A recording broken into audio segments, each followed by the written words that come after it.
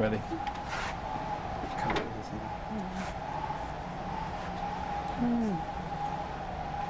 Here's some more traditional hunting equipment from the Kuskokwim regions, like what we were looking at earlier, but just such fabulous condition. Again, a man's hunting bow, and you can see how the amount of workmanship that's gone into strengthening that. It had a break here at one time. You can see there's an ivory or a bone bar that's been placed there. Like a splint on it. Like a splint to either strengthen it or to keep it from breaking. I suspect it started to break, and they did that. We can see that. But then again, this incredible weaving to give the bow more vitality, more spring. Some of it in twine, isn't it? It's or is it sinew? This is sinew for sure. I think it's all sinew with babiche, with the cut skin. Mm-hmm. Do you think? It is. It is. It is. Yeah. So this is a very traditional bow, and again, they're not overly large, and the Yupik hunters were such good hunters. They were mostly in close, to fire their weapons. So that's probably what something looked like. And this particular set comes with some very nice preserved arrow shafts. This one I like because it still has. It was from a time when they were still using stone projectiles, although unfortunately the tip has broken off, struck something hard and snapped. But it's inserted and wrapped in. It's just the exact technology that would have been replaced by iron or bone. Here's a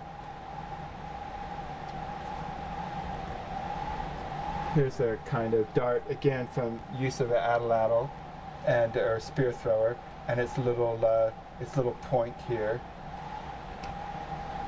Is that glued? Yeah.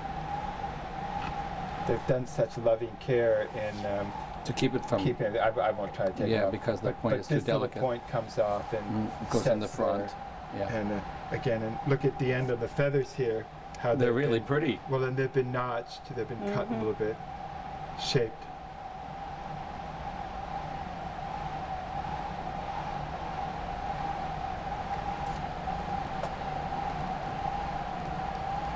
I think you're also interested in some of these other arrow shafts that use bone technology, bone point instead of the stone one.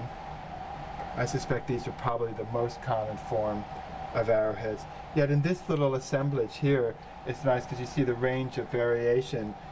In the man's hunting quiver, he'd have a whole set of arrows, and you have an arrow like this with this big square end of it. That would be used for hunting ptarmigan, just to knock them down, knock them out, but not tear the skin. Because they come up and squawk at you when you're too close to my nest, and you whack them.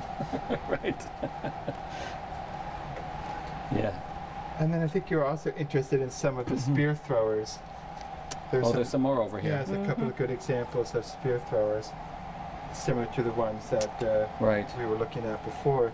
And interesting to see the variation that you have. So the thumb goes right there.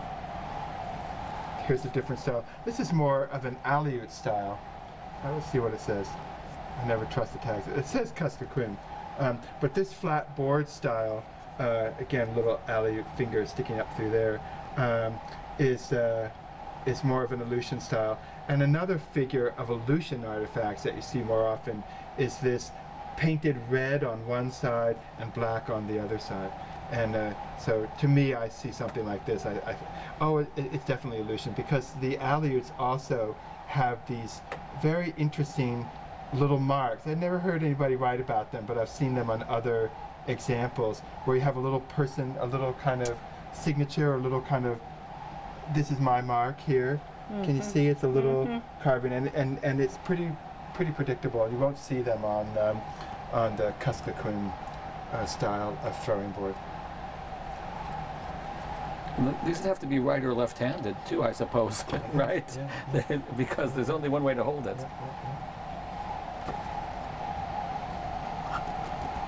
And then these were they flattened some nails to make the points on this one. Yep. And this one's Again, I more- mean, right here we just see 50 years So- transition from the Stone. the use of stone, overlapping with the use of bone, and bone overlapping with the use of metal. And also the specificness of the task, you know, so you have arrows for bird hunting, for caribou hunting, probably for fish, or maybe for birds too.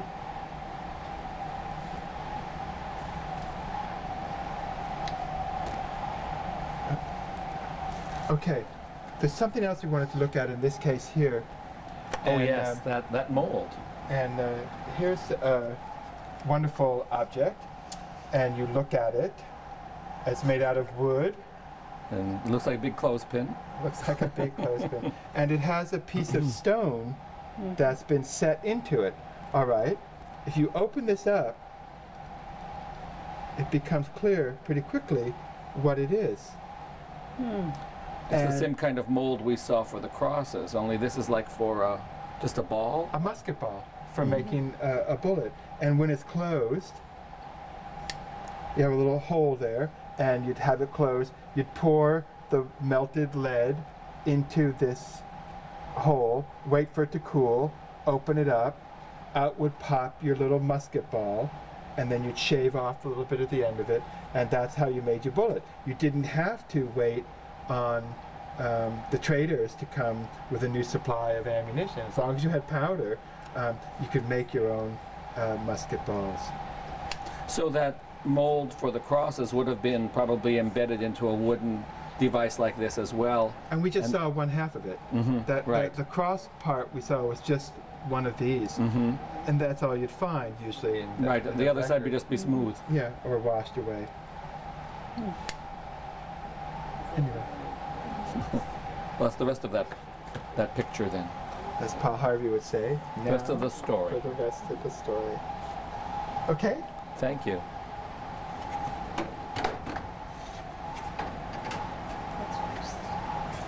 It's always a trick getting these drawers to close. Good. Good, great, lunchtime. From Barrow, and again, it's like the seat. It's like the Umialek's hunting seat. These were little charms, again chipped out of flint, that were sewn into the hunter's coat. It's kind of a protection thing. And it's only around Barrow that I know that they do these, but sometimes you find little whales. I don't know what this animal is, a fox or a wolf or something. But to me, and they were doing this right up until the 1880s, 1860s, 1880s. Well, around Kodiak, I know that they had similar, they call them amulets in the Yeah, in the ethnographic description, but they were replaced by little enamel icons or metal icons that people carried with them, with the same idea. That it was Yeah, a little a bit visible prayer and invoking of the presence of that person, and also a protection. Well then, these are, let's see now, yeah. So,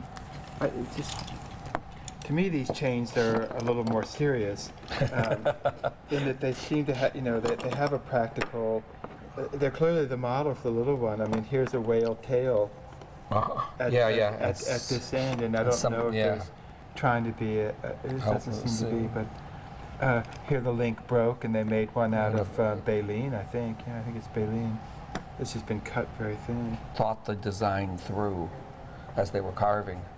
But when you think about these things as being possibly shamanistic devices, I like that much more when I see these bigger ones that are more functional and practical than some of these little ones. Yeah, they're so delicate. Which I wonder if these were made for the tourist trade, as a watch fob or something.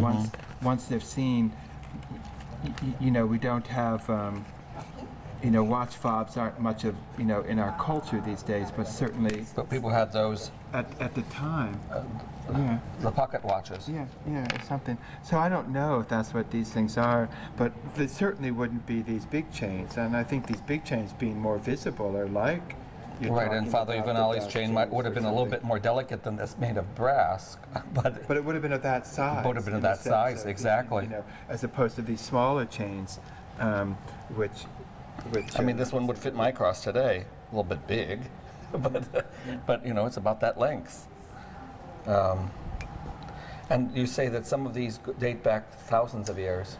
There are this open ivory chain working technique is something that's known to the Inupiat or to the shamans at Point Hope at the Ipiutak site. The Ipiutak site. So how would this and this connect with each other? I'm wondering. I don't know, and I don't know if they did. I'm not sure they did because often it's a whale at this end and the tail at this end. Right. I mean, they're all the same. You know, those little ones are just like this, but Just they're miniature. miniaturized. Or is You know. this go in the eye? If that's the Maybe. toggle, I mean, that could be something. That could be part of a toggle. That the end piece could be. You see, it's not a real toggle. If it was a toggle, it would sort of be in the middle, right? So that if you passed it through a hole, it would go through and then it would catch. You know, you It doesn't couldn't really pull it work that back. way. So, in all honesty, I don't know what these.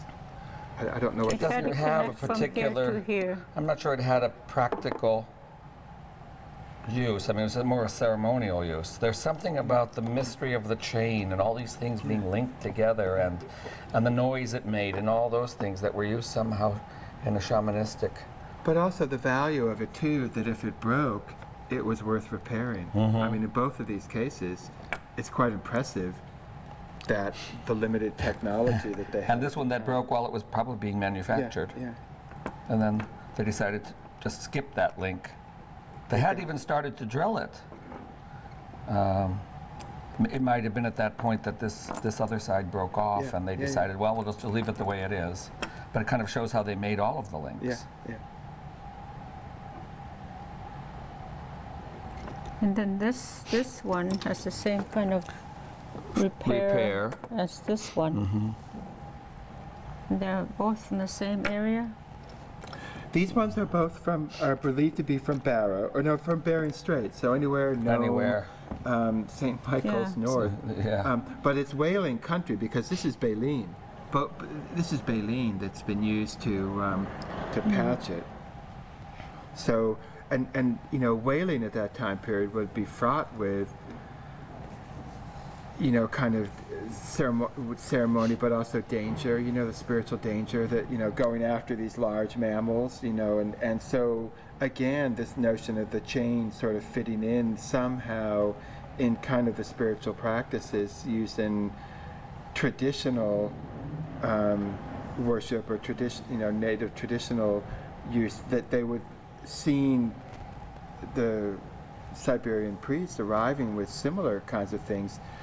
I mean, it makes a nice argument, you know, that they interpret that as sort of somebody with special powers or somebody that's is aware of what these objects signal, how they could be used. And he's wearing them, and maybe their shaman has one. Probably not on him at the time, but when they kill Juvenali and remove his chain and put it on the shaman, that's even further evidence that they attributed the chain, they associated the chain with spiritual power of some kind. The way my father-in-law talked about it, he said that the shaman said that every time he tried to do a shamanistic ritual, he would start getting lifted up off the ground, and he couldn't do it. Scary. Yeah, it frightened him. So, and there are some stories at Nishigak, further south from Quinahak along the coast, of a man showing up to trade furs, but wearing a brass chain, maybe even a brass cross. I have to check that, but it's clearly it's just a brass chain, because otherwise it'd be a clear tip-off an association with the priest. But wearing a brass chain, and they wondered where he got the brass chain. This is in the 1820s, 1830s, a generation later than the disappearance of Father Juvenali. So the brass chain shows up in certain archival references as well. It all fits, it's pretty consistent. The parts of the story, the pieces of the puzzle that we have, all reinforce each other and fit nicely. So it's the best guess we have. Thank you. This is extraordinary. And these weren't in the Inuwa exhibit. Yeah.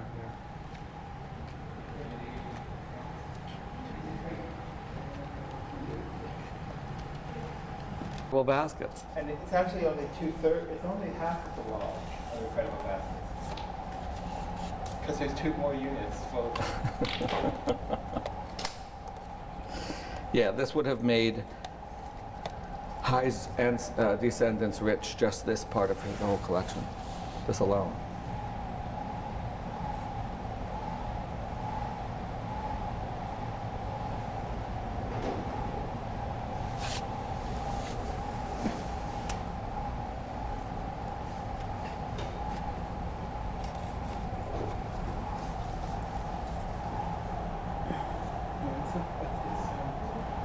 Do you know where the little woven cigarette cases? This is A2. Yeah, I know. This is finer than that too. other one up there. This is relatively new too. It's not so fragile. Well, it's actually it's old. It's an older piece. Do you know what those were used for? People have said that they were telescope covers.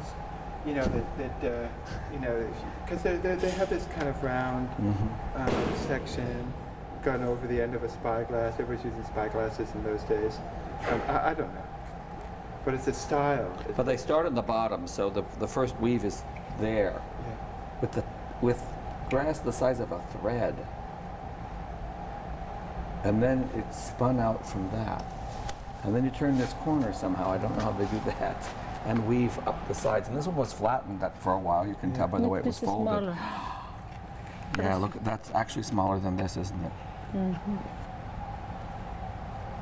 Is that A2 as well, probably? It Oh, yeah. doesn't Doesn't say. say. It It's says just that Aleutian Islands. Yeah, Aleutian Islands. With the Look at that. looks like that one lost its knob. Well, the knob, like here, No, I mean the split. knob like that one. it's split. Usually like the simpler ones that just So it split Oh, and it- fell in. Oh, it fell I inside. think so. Kind of collapsed like the dome of a volcano. That's an incredible basket. See, it's getting. Yeah, it's dry. Splitting. How small it is. Mm-hmm. It was down there. I don't know where the other. It matches, the lid and the sides match.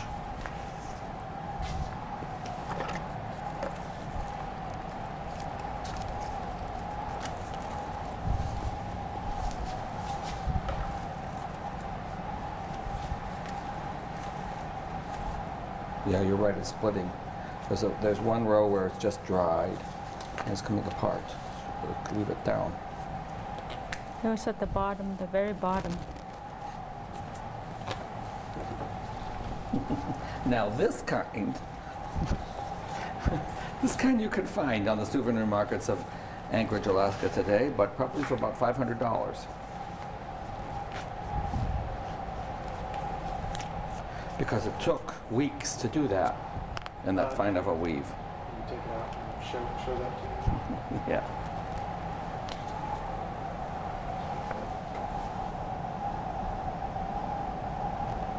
It's simply a knick-knack, a souvenir basket for the tourist trade. Well, these were all created for practical use in their day. Aleuts had mats on which they slept, woven like this. So, certainly in this style of weave. But most of those early examples are in Russian or Finnish museums because they were collected back in the 1700s or early 1800s. And this collection dates from the late 19th and early 20th century. So the practical weaves, the practical mats and daily baskets were all sort of bought up by Finnish or Russian collectors before American collectors had a chance to get any. So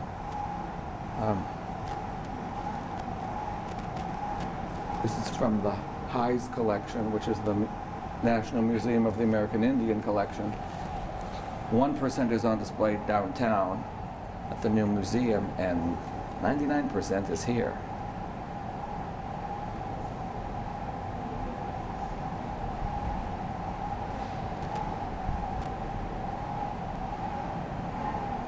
Did anyone have the patience as well as the eyesight to create such baskets is extraordinary now that we look back on it. It's really one of those masterpieces of Aleut weaving. And it only says Aleutian Islands. The fine weave is typical of Attu, but certainly on Alaska and the other islands were capable of producing such baskets. It's a matter of having the quality of grass. The materials themselves have to be such. You have to be able to split the grass into that fine of a weave to start with before you even begin the project. And the Attu grass was supposed to be the most resilient, that we didn't break. Didn't dry out and break. It could be dried and moistened and woven without tearing.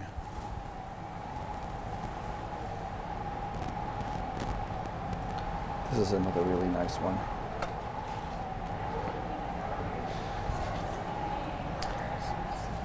These knobs or knots at the top distinguished baskets from different villages too, but I'm no authority on that. I think that this is more... Hold the basket open just as you have. Okay. I think this is more typical of Attu, this kind of knot. It's not quite as tightly woven as this one. The basket itself is much larger. Why is it like that? Was there a nail that came through here? Is there one? It's like where they tied it together. And this bottle, although it's broken, It's just how they made has it. one of the Brought the grass finest in and weaves, tied so it I'll off just be that way. very careful I trying to thought it move was it. a nail. Do not remove from box. Of course, I have no intention of doing that, but this is like cloth woven over the top of a bottle.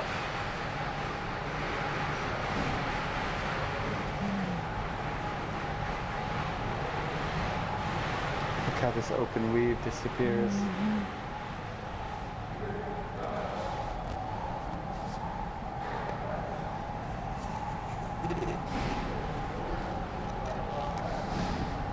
Here's one of those And then these, Attu tops.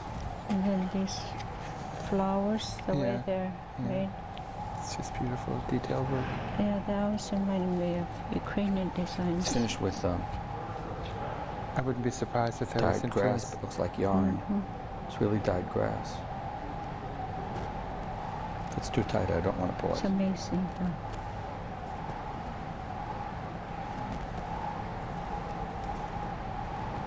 And how they figured it out, how to make this.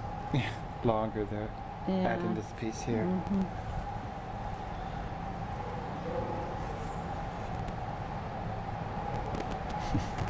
Labeled Eskimo Alaskan. Of course, we know Aleut's a part of the Eskimo Aleut language family, but this is uniquely Unangan.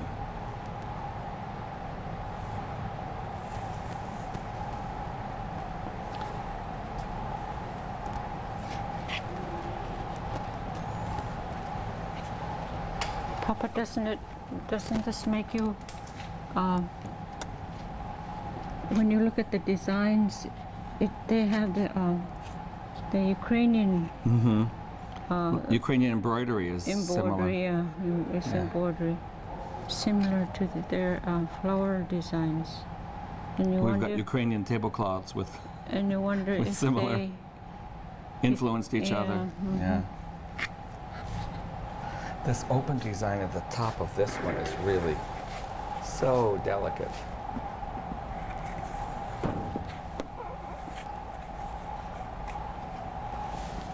It's hard to believe it's grass.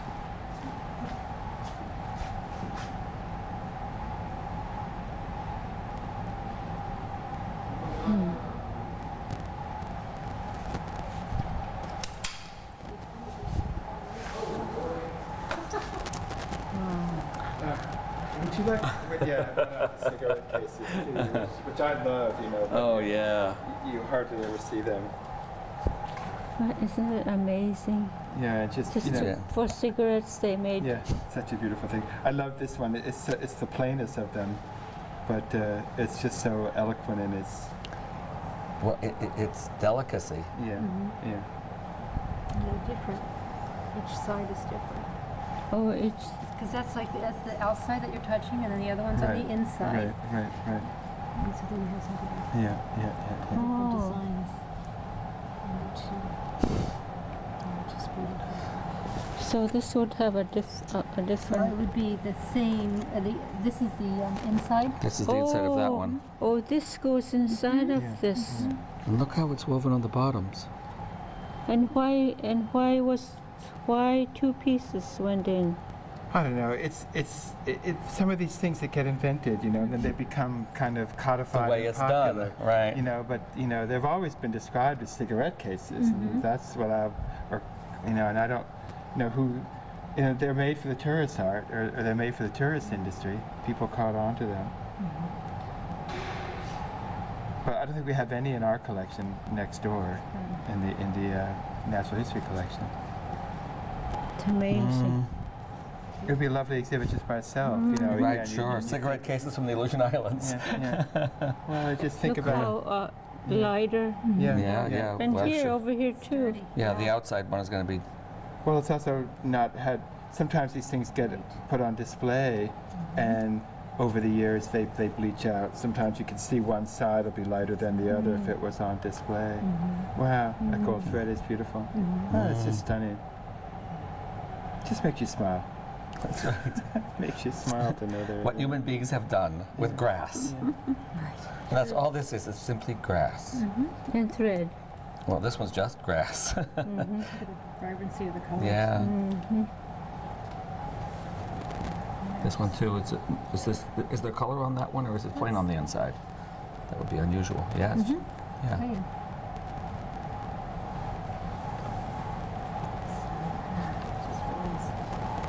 Just amazing This really things. reminds me of, That one in particular, huh?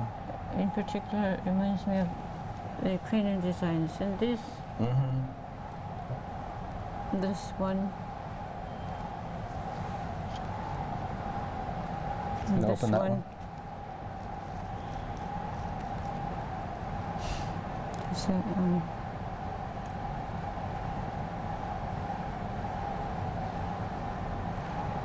now I wonder if these kind of designs have a meaning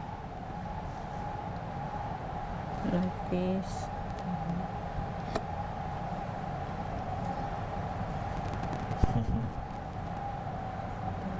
Well, I mean, they replicate in many cases, you know, the kind of designs that are put on the nicer baskets. And then there's one up there that has feathers. It's a really nice Would you look. like to go up? It's a very easy machine to operate. Yeah, I'd like to try it. Just Just to try it for once. yeah. Just to say that you did it. Yeah. Especially if Linda gets it into position, all you have to do is push one button. Okay, And now. all you have to do is hit the arrow to go up.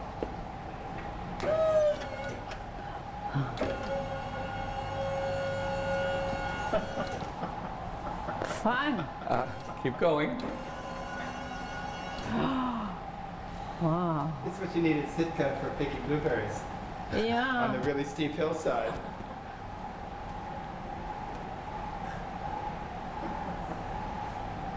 What did you find up there, Mom? It's more the open weave baskets. Uh-huh. And then there's this. I know, what's the LLB doing up there? Yeah. That one looks like You wonder if. someone left their picnic lunch up there. No, that's a Maine. It's from Maine. That's a Eastern North American basket. It's somehow It just gotten fit up there nicely. Yeah.